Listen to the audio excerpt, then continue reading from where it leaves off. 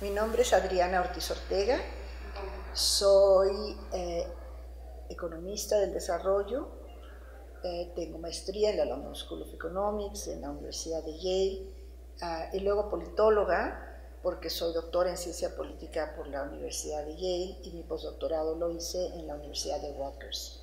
Actualmente en el ITAM me desempeño como subdirectora de Género, Diversidad e Inclusión y doy clases de políticas públicas con perspectiva de género, democracia y género, así como otra oferta que en este momento a mí me parece debe de ligarse al tema de la ciencia.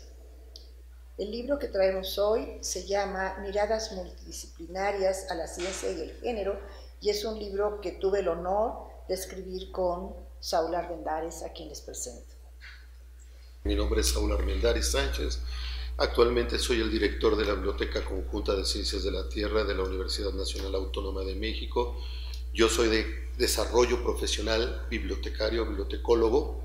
Tengo el técnico en biblioteconomía, la licenciatura en biblioteconomía, la maestría en biblioteconomía y tengo especialidad en desarrollo de proyectos de medición de la ciencia, que son proyectos que llevo trabajando más de 30 años en el medio. Tengo mucha experiencia en el manejo de información electrónica digital y aparte trabajamos proyectos muy importantes que son los repositorios de información y de datos científicos a nivel nacional. Sobre ese sentido, obviamente, todo esto está enfocado a un proyecto mundial que se llama Ciencia Abierta y Datos Abiertos, que está regido por órganos internacionales y que obviamente lo que buscamos nosotros a través de este libro es mostrar todo lo que estamos haciendo para la ciencia y el género. La producción de ciencia es un componente fundamental del desarrollo económico.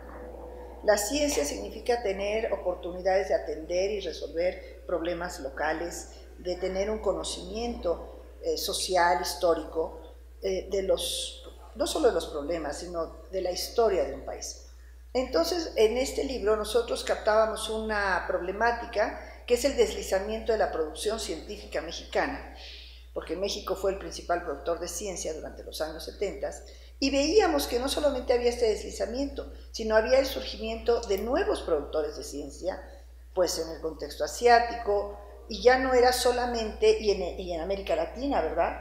Como Brasil, ya no era solamente que Europa era el gran productor de ciencia con esta idea antigua que se tiene de Estados Unidos, Europa, Alemania, pues Inglaterra, que siguen siendo grandes productores de ciencia, sino que había otros países. Entonces nos preguntamos, bueno, si en México hay un deslizamiento, ¿qué tendríamos que hacer para revertir ese deslizamiento? Si había una producción de ciencia, ¿no? Eso también es importante porque nosotros no queríamos hablar de la ciencia como una entelequia, sino de la producción científica. Concretamente, ¿qué es lo que los científicos producen y colocan en circuitos internacionales de circulación? Que era lo que se refería Saúl en términos de decir que esta ciencia tenga acceso a mucha gente. Exacto. ¿Por qué hay otros países que están creciendo y nosotros estábamos desplazándonos? Ella decía, obviamente, que en los 70, la UNAM, por ejemplo, México, era uno de los principales productores de ciencia en el mundo. Obviamente fuimos perdiendo lugar. Llegamos a estar hasta el 13º lugar en producción de ciencia en los años 50, cuando se da el desarrollo científico-tecnológico en los países en vías de desarrollo. Y México empieza a tomar un impulso muy grande, por eso surge el IPN, el Instituto Politécnico Nacional, y surgen otras universidades tecnológicas muy fuertes para el desarrollo de la ciencia, pero de repente empieza a perder un impacto. Y ese impacto que empieza a perder esta ciencia mexicana es porque otros países invierten, algo muy importante que decía Adriana, invierten economía, invierten dinero porque se dan cuenta que el uso de la ciencia les permite crecer no nada más científicamente, sino crecer económicamente. Entonces empiezan a revertir eso invirtiendo grandes cantidades de dinero. Un ejemplo concreto es Brasil.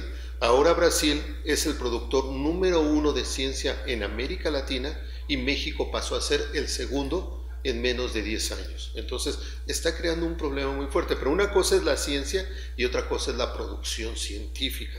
Debemos tener una gran diferencia. Una cosa es lo que hacen científicamente y los productos que se genera como ciencia, y otra es la producción científica que se genera para dar a conocer el desarrollo de la ciencia. Entonces sí necesitamos ver ese contexto y determinar por qué, por ejemplo, Asia ha crecido tanto Asia, estamos hablando de China, de Japón, de Taiwán, Malasia, han crecido tanto en la ciencia que México no lo ha podido hacer y lo sabemos ya ahora.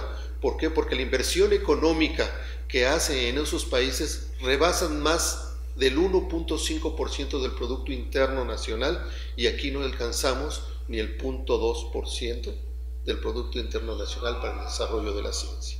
Dentro de los hallazgos que hemos encontrado, sobre todo en la parte métrica de la ciencia, hemos visto que la ciencia ha evolucionado en dos líneas principales.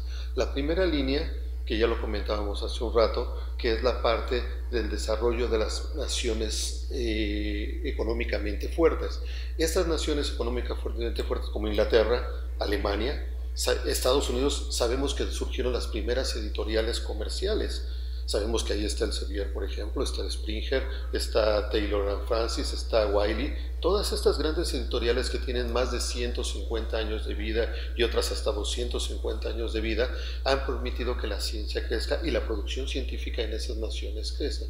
Obviamente, con los estudios métricos nos dimos cuenta que México y América Latina tenía un avance muy grande en la ciencia, pero que no estaba desarrollado como tal.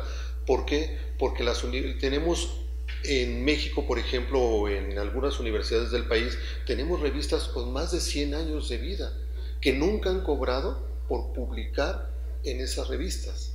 El problema ha sido que realmente no se había dado la difusión y el impacto necesario para ellas.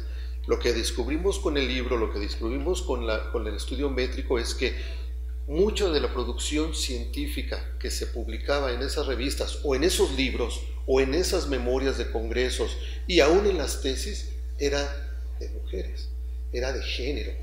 Las mujeres estaban participando desde hace más de 100 años en México, pero no se había dado la visibilidad que deberían de tener. ¿Por qué? Porque no se había mostrado realmente el trabajo que se estaba realizando ahí.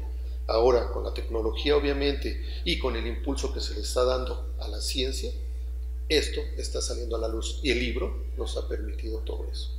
Nos lo ha permitido, ¿por qué? Porque el libro, obviamente al combinar género y ciencia, demuestra que el impacto de ambas partes es muy fuerte, por lo menos en América Latina y en otras partes del mundo. A mí, si me pidieran hablar de los hallazgos del libro, diría que un gran hallazgo fue encontrarte y conocerte, porque, digamos, como contarle un poco a la gente que en realidad este proyecto empezó como una iniciativa desde la Secretaría General con Sergio Alcocer en la UNAM, y entonces en ese momento no se sabía ni cuántas revistas había, ni había criterios para hacerles un análisis bibliométrico que pudiera medir su factor de impacto, ni había había una identificación de quienes integraban esos comités. Entonces, gracias a todas esas técnicas bibliométricas que tú trajiste y bibliotecológicas, pudimos empezar a crear esta base de las revistas científicas y arbitradas de la UNAM, que eran 101 revistas, y ver efectivamente lo que tú dices, que muchas de estas eran coordinadas, dirigidas por mujeres, pero también que había una importante producción en el campo de las ciencias sociales, y a partir de ahí comprender que en América Latina la UNAM posiblemente era la universidad que tenía la base mayor de revistas, pero que no bastaba solamente con tener esas revistas, sino bastaba que los autores publicaran, que era lo que habían hecho los países asiáticos, ¿no es cierto? Acudir a las revistas europeas, norteamericanas y publicar. ¿Y cómo lo hacían? Pues a través de programas de escritura científica que empezamos también a desarrollar, en este caso, dentro de la UNAM. Pero luego nos dimos cuenta que ya teníamos un modelo de escritura y de análisis que podíamos llevar a las áreas para compararlas, ver cuáles eran las principales áreas de producción científica de la UNAM, que valdría mucho que las comentaras ahorita, pero también tener un modelo para analizar otras universidades, públicas y privadas. Y así fue como pudimos analizar, por ejemplo, la producción científica del ITAM o la producción científica de la Universidad de Sonora, ¿no? Y tener patrones de producción científica mexicana.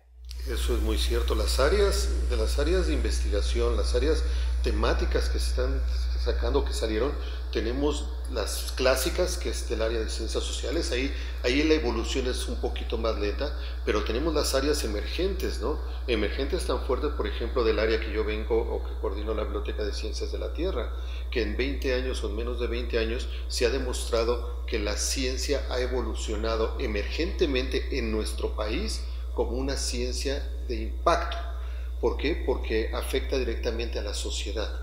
Ya lo habíamos comentado hace un momento, la parte económica, pero también tenemos que ver la parte social de la ciencia.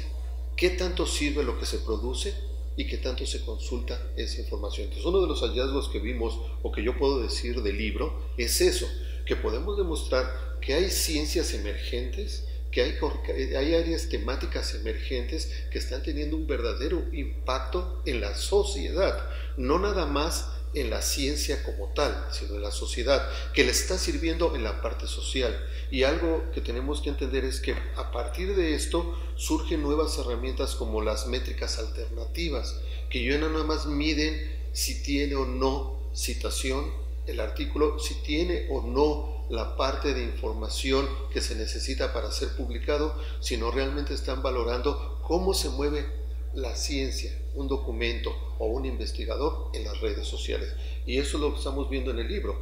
Todas las herramientas que ponemos en el libro, toda la forma de que cómo comentamos y cómo se maneja las ciencias sociales ahí, y cómo los investigadores no estaban, o las investigadoras o investigadores no estaban bien definidos dentro de una estructura en nuestro país. Ahora, con esta metodología que presentamos y estas líneas temáticas de cómo se están desarrollando, podemos ver que la ciencia está cambiando, estaba mal clasificada, no clasificada temáticamente, sino mal valorada, si es que le podemos decir, y cómo esto está cambiando. Y el libro da muchas herramientas para que la gente que lo lea, que lo pueda ver, que lo pueda consultar, le permita en su momento entender cómo puede evaluar una disciplina o cómo puede evaluar una disciplina y su relación con que esta obra se le agradece al ITAM por su publicación y será de gran utilidad no nada más para el área científica o para los investigadores o académicos en general,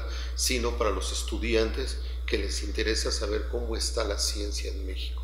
Y no nada más en México, porque hacemos comparaciones mundiales, cómo está la ciencia y el género a nivel mundial. Entonces es una obra única, que eso es aclararlo, no hay otra publicación semejante en nuestro país, y después de eso la verificamos con una serie de software internacionales que nos permite valorar si hay duplicidad o no de información, y es una obra que no tiene ninguna duplicidad en otras partes.